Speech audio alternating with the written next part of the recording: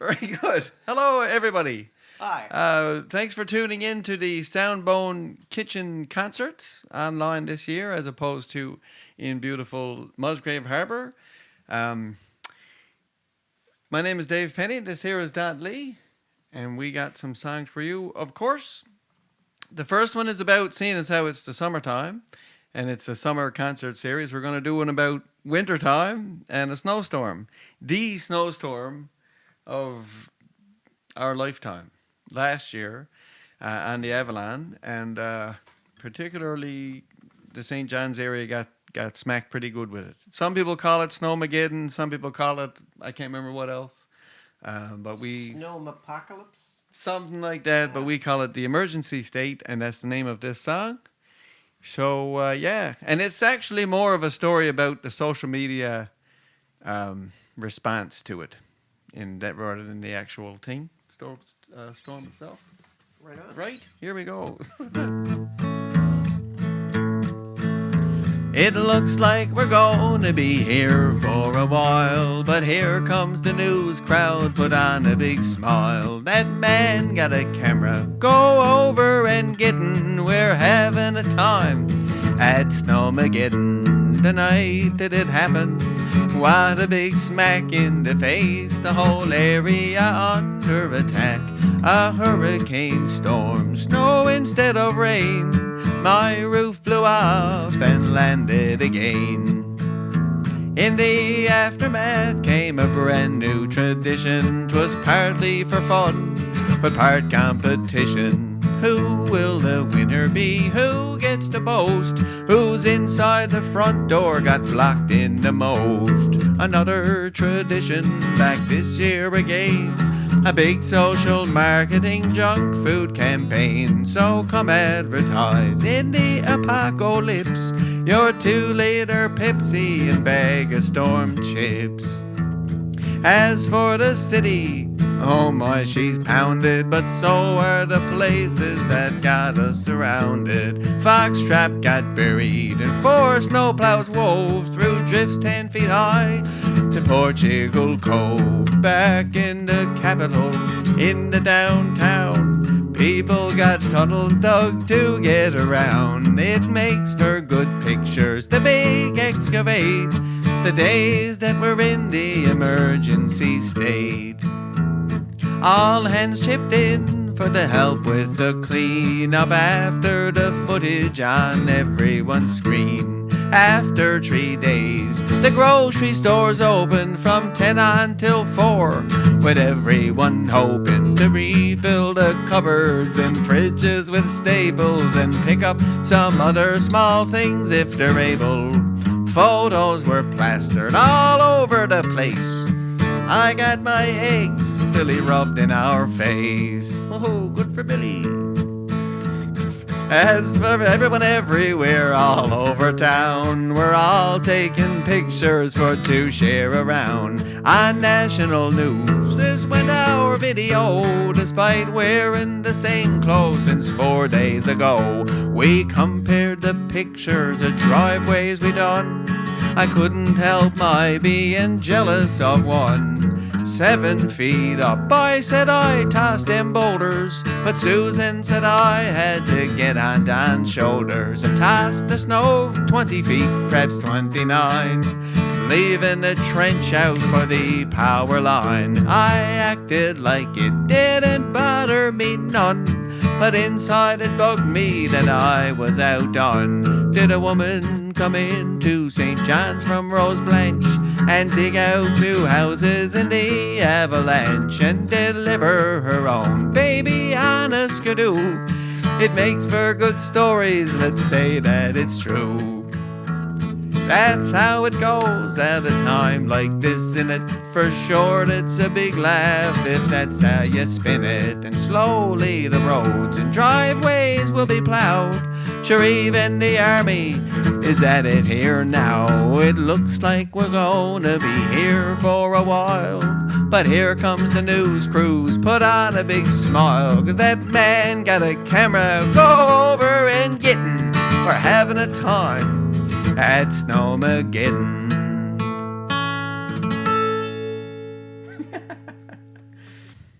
going to do one about a house now. Here comes the cat. We're going to do one about a house now. It's purely fiction, this song, but I'm sure it's a common thing that's happened to many people. So if it happened to you or someone you know, trust me, it was purely coincidental. It's called Fort McMansion, and the cat has left the room. She's right behind you. Yep. My house was in a little town that looks over the water, and it was built in 1937 by my great-grandfather. It wasn't very big for sure, we squat in just the same, brightly colored orange like a tidy gentle flame. A moving truck come in one day, there was a house next door that nobody lived in the previous 7 years or more. I watched a fellow poke around with a surveyor's kit and couldn't help but wonder what he would be at with it. He's doing up another room and all the time attaching pieces off in all directions to the Fort McMansion. He came in with his family, a happy new proprietor. He wasn't there a week before he said he'll make it higher. And in came the equipment and the current roof was leveled. He tore the clapboard off, he said it looked disheveled. Eastward as he built the house closer unto mine, within 2 inches of that 80-year-old survey line. The Fort McMansion was built up until eventually the basilica was not so big as this monstrosity. He's doing up another room and all the time attaching pieces off in all directions to the Fort McMansion. But then one day he knocked upon the door with a price tag of his construction overruns and said, "Oh man, I'm shagged. I looked at my finances every way and I can't fudge it. 4 more years at least before I balances me budget. As every day goes on, the more expensive the thing gets. $5,000 a month just to service all me debts. I'm that far over budget on account of this remodel. Can't stop now because I'm so far into this boondoggle." He's doing up another room and all the time attaching pieces off in all directions to the Fort McMansion. I tried to show some concern to him, but truthfully, I saw this coming from the start and I was in my glee. There was a way he could get out and I could show him how. I told him to come in and wipe the sweat off of his brow. I told him my idea, how to calm his troubles down. Glue up construction on the house and rent it to the town. The Fort McMansion Hall, I said, I'll pitch it to the mayor. The store you got down on the wharf, you can move in there. And there'll be barbecues in summer, dinners and dances in the fall, when the town all gets together at the Fort McMansion Hall. Weddings in the summer, boys, bingo in the fall, when the town all gets together at the Fort McMansion Hall. All right, we're going to do a song about a house or a cabin, whatever way, doesn't really matter. A bunch of songs about houses. There you go. But yes, and it's in Capelin Cove. There are several Capelin Coves, so just pick the Capelin Cove you know or the one you like the best, and that's where it takes place. Cool. Called Fair Drove in Capelin Cove. Another fictional story, but most likely it's true to you or someone you know. Here it is. Yeah. Mickey's from a town that's very beautiful and small. There was 18 houses there, he had no street address. And now he's in St. John's on the far end of the sprawl. So we got some land in Capelin Cove away from all the stress, to get some respite from the city and running here and there. A place where he could go to find a population sparse. He knew it needed lots of fixing up, but didn't care. And that not caring came right back to bite him in the arse. He still lived in town, and this was just his getaway, depending on the time of year and what the weather brings, to forget about his work in town and laze around all day. Instead it was a time and money racket up in slings. He knew when he got the place it needed some upgrade. The plumbing and electrical, the roof and all of that. Soon after he brought out his tools, he said, boys, I'm afraid I need all this fixed up, sure, and I don't know what I'm at. And that cabin down in Capelin Cove nearly got him drove. But a home away from home was still a home, I suppose he should leave her be. I think it's gone too far to be so. That cabin down in Capelin Cove, it got him drove, it fair got him drove. He noticed that the cabinets in the kitchen were all squish. Every time he tried to fix it up, the worse that it became. The marks were on the wall and there were chips on every dish. The floors weren't level either, but it mattered all the same. First he took the carpet up and leveled off the floor. Then he put the right side of the cabinets up a bit. And when he had this done, he couldn't open up the door. So he took the planer out and shaved it off to fit. Another time he went out there after rain in early June, and not to his surprise he found it leaked at every seam. The floor was all hove up and it formed a small lagoon. It pulled up on the west side where it ran along the beam. He was numb to it all, had no more nerves to rub. He just started into work and didn't even blink. Under every leak he hung a bucket or a tub, and from each one he ran some pipe into the kitchen sink. And that cabin down in Capelin Cove nearly got him drove. But a home away from home was still a home, I suppose he should leave her be. I think it's gone too far to be so. That cabin down in Capelin Cove, it got him drove, fair got him drove. One time he and the boys were out there with drinks and summer snacks. The four of us were stood up in the sun without a care. He got it in his head to build a deck onto the back. He was almost finished, and then much to his despair, he came out with a barbecue. It all began to lean. I always thought he was a handy fellow, but perhaps he might be good with cars and things, not his carpentry. We just got back inside in time to watch it all collapse. One day he came in dancing, 'twas the last thing I'd expect.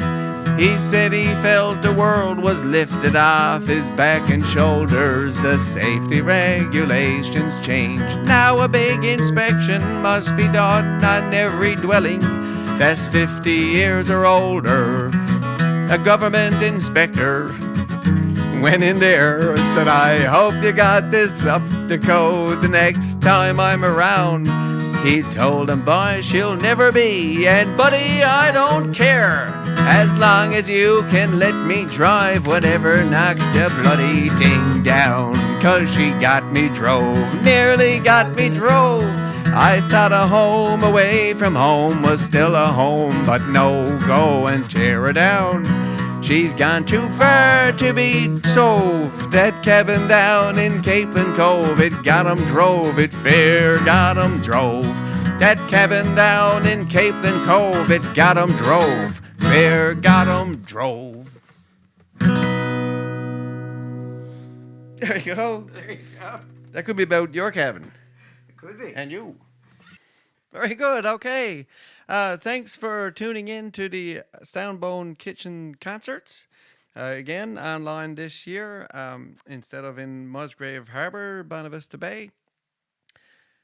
Hopefully they'll be back there next year, and hopefully we'll be there with them. So thanks to Eric West, the man behind the scenes. Again, I'm Dave Penny. This here is Daunt Lee. Thank you very much for having us. We're going to finish off with a song. Oh, it's kind of takes place, well, it does take place entirely in Lumsden.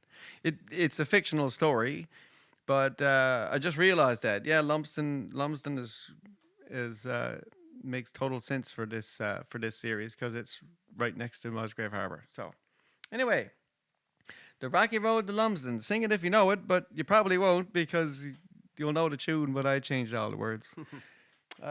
Yeah. On a dreary afternoon, after Sunday morning church in Rishoon, me and the boys were starting talking about what we had to do around the house and what was not working right. We found we had to get away the next Saturday. There was a wide array of things that we could bum and hit the road to go. Never mind the snow, with the camper in tow on the Rocky Road, the Lumsden 5:15. Run through Hare Bay and down the Rocky Road in Bonavista Bay with Mike Malone and Rob.